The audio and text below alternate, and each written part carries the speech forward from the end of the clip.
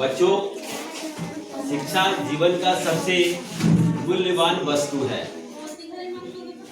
बच्चों, ये जो शिक्षा है एक ऐसा हमारे जीवन का हथियार है, हमारे जीवन का एक ऐसा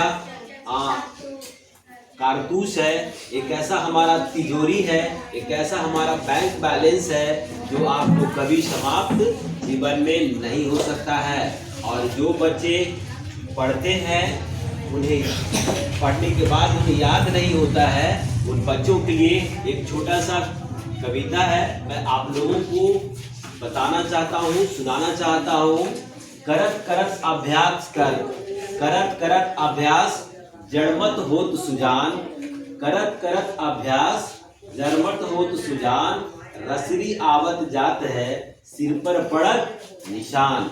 इस कविता का जो अर्थ है बच्चों, अगर हम किसी भी एक पार्टिकुलर पॉइंट पे निरंतर प्रयास करते रहेंगे तो हमें वो जो काम है, वो जो हमारा जो जिस चीज़ के लिए हम प्रयास कर रहे हैं, हम एक दिन उसमें क्या हो जाएंगे, निपुण हो जाएंगे।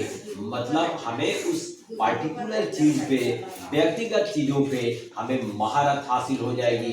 तो बच्चों, पढ़ाई से कभी दूर नहीं आना है। जो चीज़ आपको नहीं समझ में आता है उसको बार बार पढ़िए, और जब आपको लगे कि हम थक गए हैं, थोड़ा मेंटल स्ट्रेस हो गया है, तो थोड़ा 5-10 मिनट के लिए इधर उधर टहल लीजिए।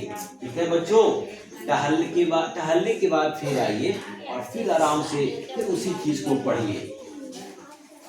ठीक है? तो आप पढ़ाई से कभी दूर नहीं जाना। पढ़ाई हमेशा जीवन का एक ऐसा पूंजी है, एक ऐसी पूंजी है जिस सारे मुश्किलों को क्या कर सकता है, दूर कर सकता है। एक रामधारी सी दिनकर की छोटी सी कविता की एक लाइन है कि दो में से तुम्हें क्या चाहिए, कलम या कि तलवार। कलम उगलती आग जहाँ से अक्षर बनते चिंगारी, कलम उगलती आग जहाँ से अक्षर बनते चिंगारी, दिल ही नहीं दिमागों में यह आग लगाने वाली।